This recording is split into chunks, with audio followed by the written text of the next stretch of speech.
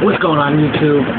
It is Wednesdays with Damien, and this is going to be week 13 and 14, I believe. And it's going to be all about tea and male role models. Now, this is my second time making this video because I got a text message and I wasn't quite sure if it was still recording. So, I'm going to start off with all about testosterone. Now, for, your types of testosterone, as in the way of taking it, there are injectable, transdermal, which is topical delivery through skin, which includes gels, creams, patches, and there's also oral application.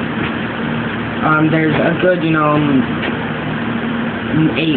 of each one. I'm not going to name them. I would probably, botch up the names completely, or how to pronounce them, or, there's also another one. It's a something palette. It's about yay big, the size of a grain of salt, and it gets placed underneath your abdomen or in your ass cheek.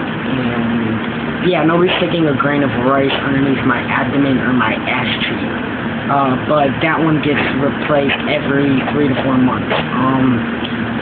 With patches and gels or whatnot, those last for anywhere between a day or two or a couple hours. Same thing with the pills that you swallow and or are put underneath your tongue, or there's another one that gets dissolved between your lip and your gum.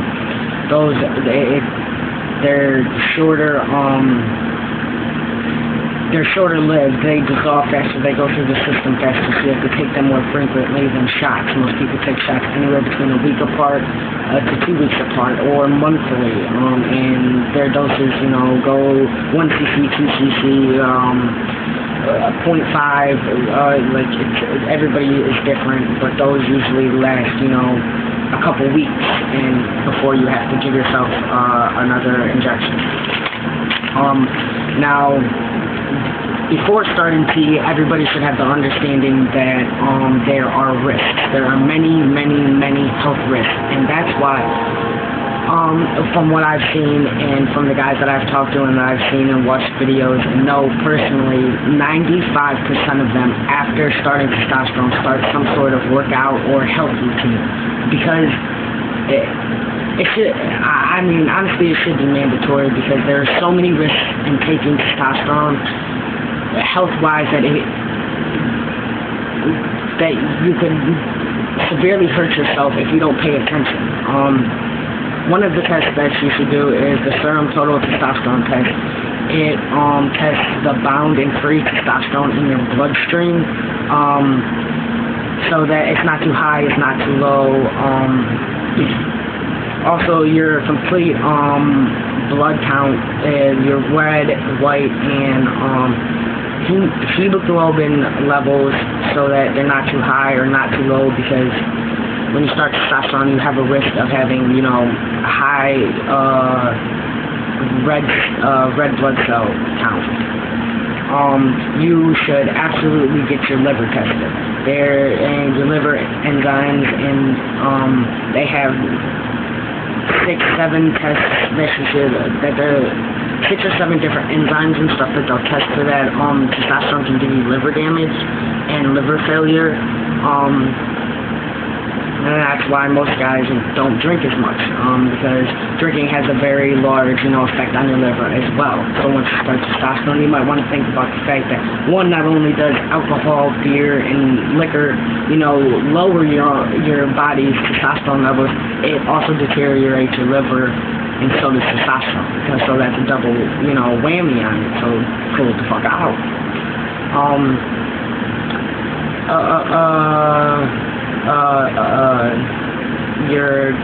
Your heart should be tested. You have a high chance for heart disease because of blood pressure, blood cell count and whatnot. Cholesterol levels, your blood pressure, your fat storage, and how much fat you're taking out of food, how much fat that you're using in your body should be tested. And as uncomfortable as this is going to seem, and honestly, I haven't done it yet. I am planning to do it very soon. I have to get the number and call the doctor, but every trans man should get a pap done. As long as it's still there, check it. Until you have that surgery and it is gone, check it. With the testosterone, it deteriorates, the female organs and whatnot inside, and, regardless, it's still there. There is a chance of HPV. There is a chance of, hoo-ha, no, whatever you want to call it, cancer.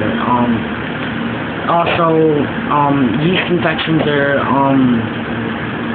common, bacteria or whatnot, just because of everything changing, and just get it tested, make sure you're good, so those are things that you should have tested every year, every 2 years at the most. I'm stressing this because, guys, your health, this testosterone has such an effect over your body, physically, emotionally, biologically.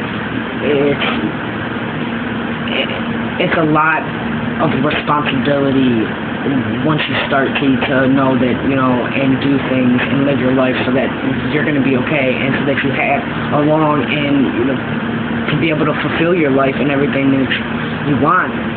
Children, a family, a job, just to be able to wake up in the mirror and look at yourself and know that you look like you, that you are you, regardless of the struggles and, the years in the past, how your life started, you've gone this far, so why not take care of yourself? Why not, make that extra step to make sure that, that you're going to be okay. You fought this hard, for it, so why let it take your life away?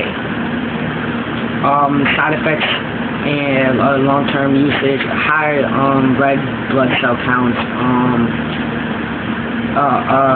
edema, it's that may not be how you pronounce it, but, bear with me. It's a buildup of fluids, ankles, feet, legs, thighs, joints, heart disease, acne, high liver levels and shitty conditions, blood clots, blood pressure, high cholesterol, yeast infections. There's another one in here that I had just asked my mom how to pronounce it, and I can't do it, but it's where you get like almost like a pins and needle feeling, or as if a ligament fell asleep, like in your legs and whatnot, and in your arms and stuff like that. So you want to get that checked out.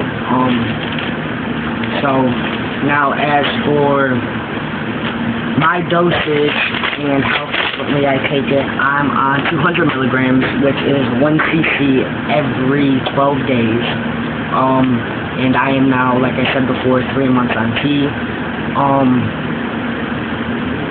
Everything thus far is absolutely amazing. My voice dropped within the first month. I had, by the second month, crazy, leg hair. My thigh hair is finally coming in. Arm-wise, I haven't had too much hair grow. My armpit hair a little bit. My stash has gotten a little bit thicker. Muscle and body fat movement has changed a lot. I don't have so much of like thick thighs, flabby thighs. They're more like tightened and masculine. My love handles and hips have gone a lot. So I mean, that's how that is. As for my male role model, it's this guy, yes, and I do personally know him, and yes, he is trans. His name is Rory. I met him through my friend Tiffany. He's a performer for the Cleveland Kings and Girls, which is a drag troupe for one of the local gay bars. The reason why he's my role model is I want to say I met him right in the beginning of his transition,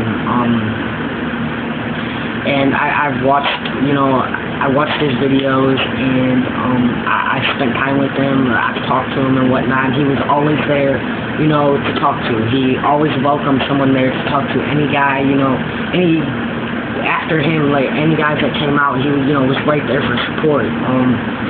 He's just altogether an amazing guy. Through his transition, you know, he didn't become a raging asshole or, you know, stuck up or a prick like a lot of guys do. You know, I'm on T, I'm better than everybody, you know. He never, ever once had that demeanor about him. He was always there, he was always supportive. On top of the fact that he's an amazing kid, you know. He has done, you know, everything he can for himself. He's gone through school, he has an amazing job, he has his own place, you know, cute little puppies. He was right there for me to help me, you know, with shots and any questions that I needed as soon as I did. The time I was scared to do my shot, he did it for me. And anytime, you know, and he got, like, it was like 2 hours after he hopped off the plane from Vegas. But like, I don't know, I've always looked up to him. He's an amazing man. And it's just kind of like, I wish that I could be half the man he is, you know, half of his amazing and supportive to people as he was. I mean, I hope he comes across this video and, you know, actually know how much I look up to him. And, you know, he's one of the reasons why, regardless of the fact that I plan to live my life entirely stealth, that I won't turn my back on the trans community, you know, the people that come to me, YouTube, even though I do slack on making videos. But, I mean, if I could, you know, have him introduced to you guys, I would, but I'm not quite sure he makes many videos anymore. So, I mean, I hope you guys enjoyed this video, and I'm sorry that I miss every other week, but pretty much every other week I work both jobs, and it's a little hard when we work, you know, 10 a.m. to, you know, 2 a.m. and to make a video and upload it on, you know, your day. But I hope everybody is enjoying the summer, school's out, and I'll catch you guys on the flip side.